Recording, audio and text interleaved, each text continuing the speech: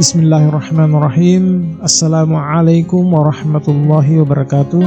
Teman-teman sekalian, suatu hari ada sepasang suami istri sedang duduk santai di teras depan rumahnya. Rumah yang tidak terlalu besar, namun cukuplah untuk hidup mereka bersama dua orang anaknya.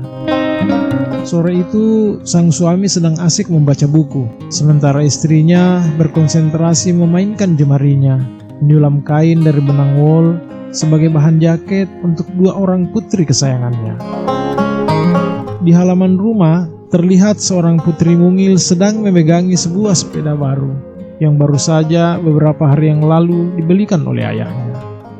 Usianya kira-kira 4 atau 5 tahun. Perawakannya lincah dan manis.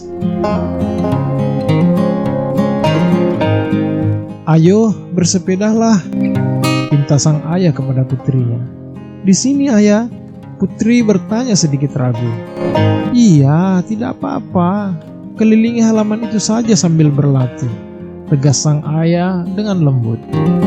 Lalu mulailah gadis kecil itu mengayuh sepedanya pelan, mencoba mengelilingi halaman rumah untuk beberapa putaran. Sementara sang ayah juga kembali menenggelamkan diri ke dalam bacaannya. Tiba-tiba dari kejauhan terdengar suara sesuatu, seperti ada yang terjatuh. Sang ayah dan ibu kaget serempak berdiri dan menengok putrinya dari tempat mereka masing-masing. Rupanya, di salah satu sudut halaman rumah, ada sebuah gundukan kecil yang merintangi jalur sepeda si putri.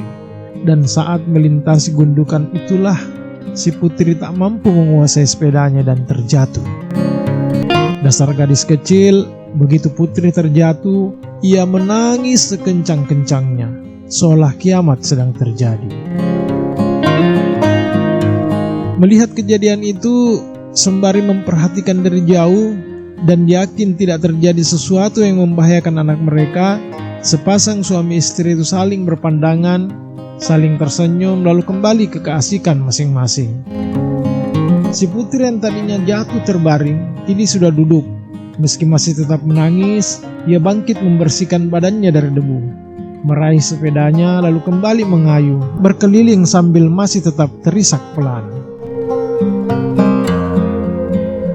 Di putaran kedua, tiba di gundukan yang sama, putri terjatuh lagi, menangis lagi, tapi tidak sehebat tangisan yang pertama.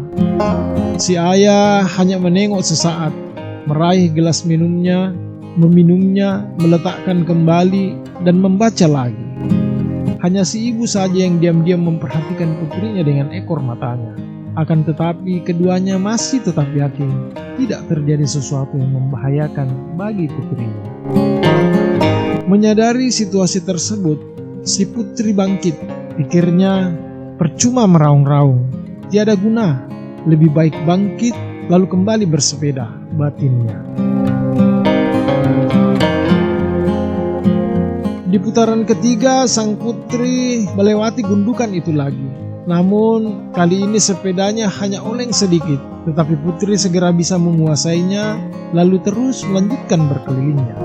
Hingga akhirnya di putaran keempat, kelima, dan seterusnya, si putri tak lagi terganggu oleh gundukan tersebut. Ia sudah terlatih dan terbiasa melewatinya dengan baik. Teman-teman sekalian, apa hikmah yang dapat kita ambil dari cerita di atas? Pertama, bahwa terkadang kekhawatiran orang tua terhadap anaknya, terutama ibu, jauh lebih besar ketimbang masalahnya itu sendiri yang sedang dihadapi oleh seorang anak. Kedua, memang peduli terhadap panggilan anak sesegera mungkin adalah sesuatu yang sangat penting untuk dibiasakan.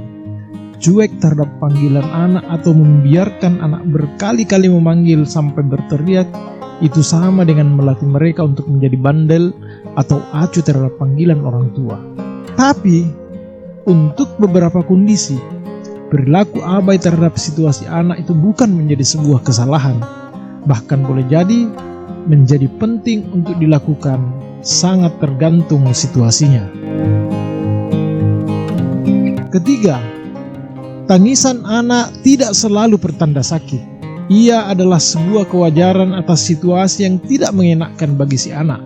Atau boleh jadi, itu hanya sebuah bentuk permintaan perhatian. Di banyak situasi, orang tua wajib jeli dalam melihat hal ini. Keempat, anak mesti dibiarkan belajar pada situasinya sendiri, berkutat dengan masalahnya, kemudian mencari jalan keluar dari masalah tersebut. Orang tua mesti memberi ruang agar anak dapat bergembira atas hasil yang ia peroleh dengan usahanya sendiri. Apapun hasilnya, berhasil atau tidak berhasil, sukses atau tidak sukses.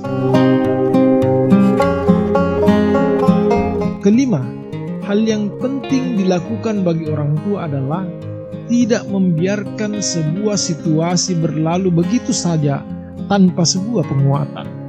Minimal setelah perilaku atau peristiwa terjadi, orang tua sesegera mungkin memberi respon khusus terhadap anak.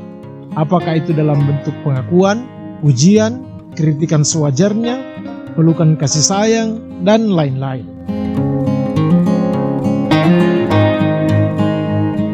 Anak memang terlahir dari rahim ibunya. Hingga usia tertentu, mereka berada dalam genggam kekuasaan orang tuanya. Menjadi tanggung jawab orang tua untuk menjaga, merawat, memberi warna, melukis karakter, dan menginstal perilaku ke dalam diri pribadi si anak. Baik buruk anak tentu sangat tergantung pada orang tua dan lingkungannya. Anak adalah titipan Tuhan, yang kepada kita semua sebagai orang tua dan pengisi lingkungannya pasti akan dimintai pertanggungjawaban oleh Yang Maha Kuasa kelak di kemudian hari.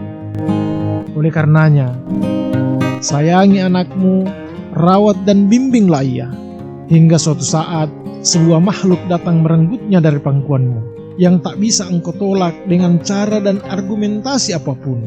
Suatu makhluk yang bernama masa depan.